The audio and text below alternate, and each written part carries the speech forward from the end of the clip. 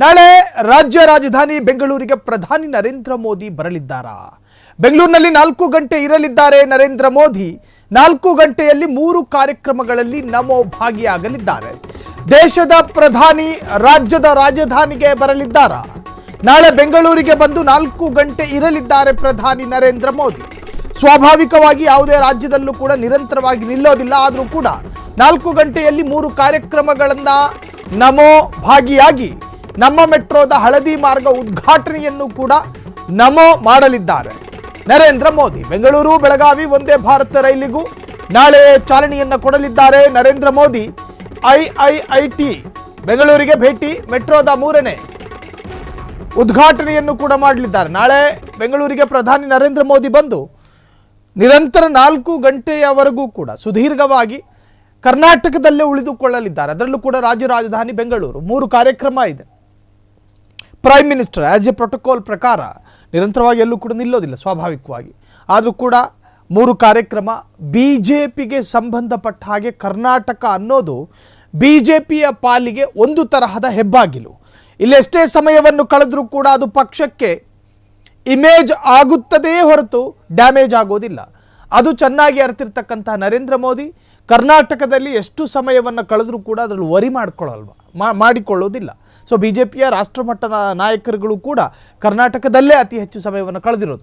So ಹಾಗಾಗಿ ನರೇಂದ್ರ ಮೋದಿ ನಾಳಿನ ಭೇಟಿ, ನಾಳೆ ಮೋದಿ ವೇಳಾಪಟ್ಟಿಯನ್ನು ಗಮನಿಸುವುದಾದರೆ ನಾಳಿನ ನರೇಂದ್ರ ಮೋದಿಯ ವೇಳಾಪಟ್ಟಿ ಬೆಳಗ್ಗೆ 7:50ಕ್ಕೆ ನವದೆಹಲಿಯಿಂದ ಹೊರಡಲಿರುವ ನರೇಂದ್ರ ಮೋದಿ ಅರ್ಥಾತ್ ನಮೋ ಬೆಳಗ್ಗೆ 10:30ಕ್ಕೆ ಬೆಂಗಳೂರಿನ HAL ಏರ್ಪೋರ್ಟ್ನಲ್ಲಿ ಲ್ಯಾಂಡಿಂಗ್ ಆಗುತ್ತೆ.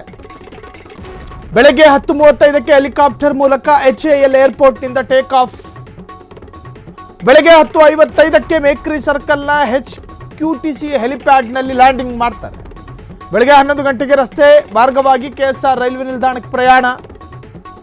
ಮಾರ್ಗ ಮಧ್ಯೆ ಮೇಕ್ರಿ ವೃತ್ತ, ಚಾಲುಕ್ಯ ವೃತ್ತ, ಸಂಗೊಳ್ಳಿ ರಾಯಣ್ಣ ವೃತ್ತದಲ್ಲಿ ಸ್ವಾಗತ. ಬೆಳಗ್ಗೆ 11:10ಕ್ಕೆ KSR ರೈಲ್ವೆ ನಿಲ್ದಾಣಕ್ಕೆ ಪ್ರಧಾನಿ ಆಗಮನ. KSR ರೈಲ್ವೆ ನಿಲ್ದಾಣದಲ್ಲಿ 3 ವಂದೇ ಮಾತರಂ ರೈಲುಗಳಿಗೆ ಚಾಲನೆಯನ್ನು ಕೊಡಲಿದ್ದಾರೆ. ಬೆಳಗ್ಗೆ 11:25ಕ್ಕೆ KSR ರೈಲ್ವೆ ನಿಲ್ದಾಣದಿಂದ ಪ್ರಧಾನಿ ನಿರ್ಗಮನ, ಅಲ್ಲಿಂದ ಎಕ್ಸಿಟ್ ಆಗ್ತಾರೆ.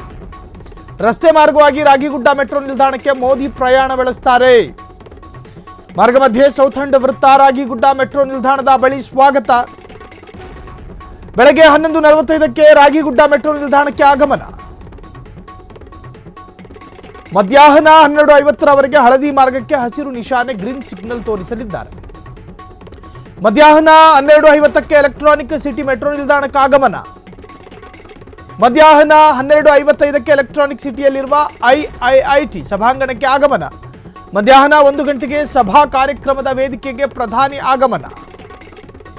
2 ಗಂಟೆಯವರೆಗೆ IIIT ಆಡಿಟೋರಿಯಂನಲ್ಲಿ ಸಭಾ ಕಾರ್ಯಕ್ರಮ ಇರುತ್ತೆ.